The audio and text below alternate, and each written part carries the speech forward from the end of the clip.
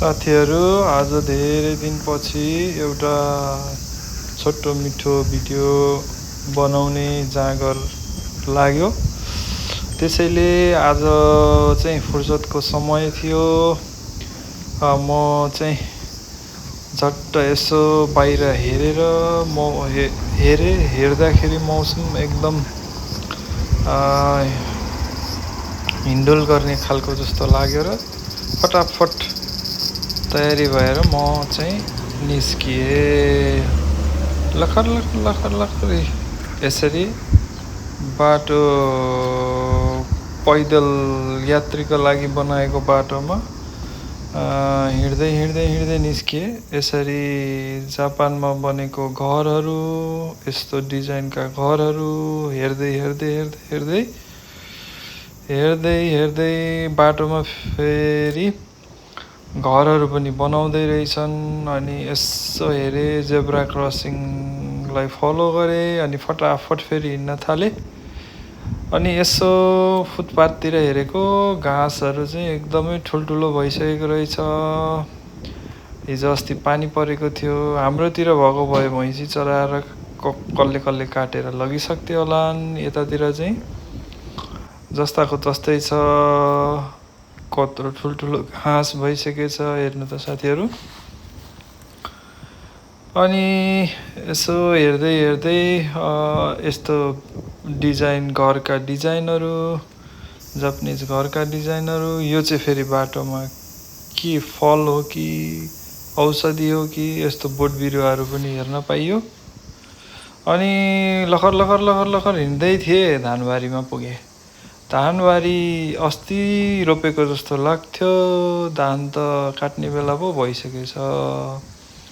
फलेर झपक्कै धानका बाला नुङ्दै थिए। यसरी हेरेको सर आफ्नै गाउँघरको याद आयो। अनि बाटो पनि कति सफा हो, कति सफा, एउटा फोहोर छैन, कति व्यवस्थित हो। खोला नाला वर छेउछाउ कतै पनि फोहोर देखिँदैन। साह्रै राम्रो सफा वातावरण। अनि यहाँबाट पनि म यसो हेर्दै बाटो कुला नाला निहाल्दै अघि बढेँ। हिँड्दै थिएँ अनि यसो फेरि सानो बगैँचा जस्तो रुख भएको ठाउँ देखेँ। यतातिर पैनी कुलो लागिरहेको रहेछ, अझै पनि धान पाकिसकेको छ, त्यही पनि लगाइरहेका छन्। पाकुन्जेलीसम्म धानमा पानी लगाउने चलन छ क्यारे यतातिर, के हो कुलो चाहिँ बन्द छैन।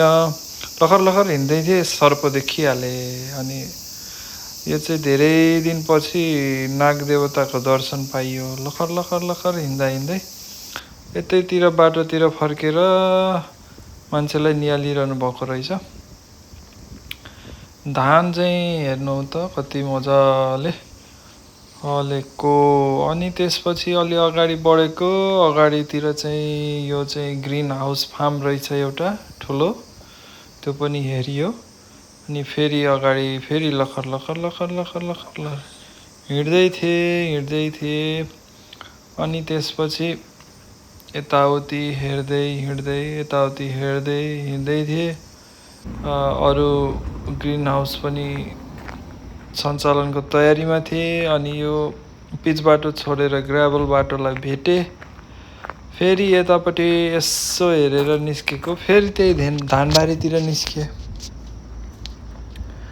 अनि भएन भनेर फेरि अर्को बाटो परिवर्तन गरेर अर्को बाटोतिर लागेँ। कति राम्रो सानो चिटिक्क परेको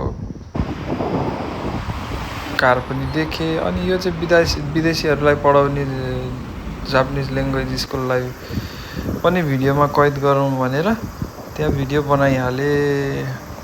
अनि यता तल फेरि अर्को बाटो निस्किएर लखर धानबारीको छेउ हिँड्दै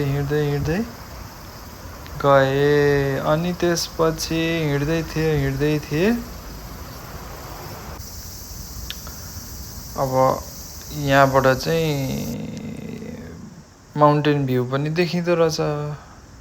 गाउँघरको भ्यूहरू यस्तो साह्रै सफा, सानसाना बाटो अनि त्यसपछि जेब्रा क्रसिङ होइन, कति राम्रो व्यवस्थित ठाउँ। हिँड्दै थिएँ साना साना कच्ची गल्ली बाटा, सानसाना बाटाहरू। अनि यो कर्कलो पिँडुलाको खेती पनि हुँदो रहेछ यतातिर। यसो हिँड्दै थियो, झसक्क देखिहालेँ हाम्रो घरतिर बनाउने, गाउँघरतिर बनाउने तरकारीको पत्ता यता पनि देख्न पाइयो। हिँड्दै थिएँ अगाडि बाटोमा टुलु हिँड्दै थिएँ। फर्सीको मुन्टा पनि देखिहाले, तर हेर्ने मात्रै हो है। यतातिर चाहिँ छुने टिप्ने गर्नु चाहिँ हुँदैन। अनि यस्तै गाउँघरको भ्यूहरू हेर्दै हिँड्दै थिएँ। तिर्खा लागेपछि म चाहिँ यतातिर एउटा लसनमा पसेर पानीको बोतल किनेँ, अनि त्यसपछि तिर्खा लागेको थियो, कल पिएर फेरि यता गल्लीको बाटो निस्किएँ। अब यता यो सानो बाटो थियो, फेरि यतातिरको भ्यू हेर्दै अब चाहिँ मेन बाटोमा निस्किनु पर्यो भनेर यतातिर बाटो मोडिएँ म चाहिँ होइन। अनि त्यसपछि यता हिँड्दै थिएँ, बाटो सानो गल्ली ठिकै थियो बाटो। फेरि कच्ची बाटो आइपुग्यो होइन।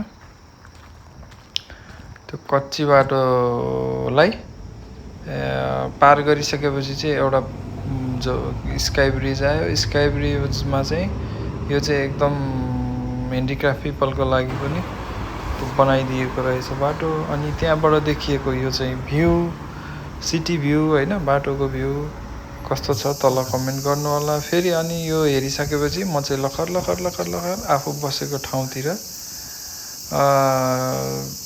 त्यो बाटो पछ्याएर हिँडेँ अन्तिममा। अनि त्यसपछि म फाइनली घर, आफू बसेको ठाउँको बाटो समातेर अगाडि बढेँ र फाइनली यतातिरको भ्यू पनि कैद गर्न, साँझको भ्यू, आफू बसेको वरिपरिको भ्यू पनि कैद गर्न मौका पाएँ है त साथीहरूले। यस्तै यो एसियाको सुन्दर, शान्त, व्यवस्थित, हरियाली, सफा जापान देशको बारेमा अरू भिडियो हेर्न चाहनुहुन्छ भने लाइक सब्सक्राइब गरेर सपोर्ट गर्नुहोला। By by.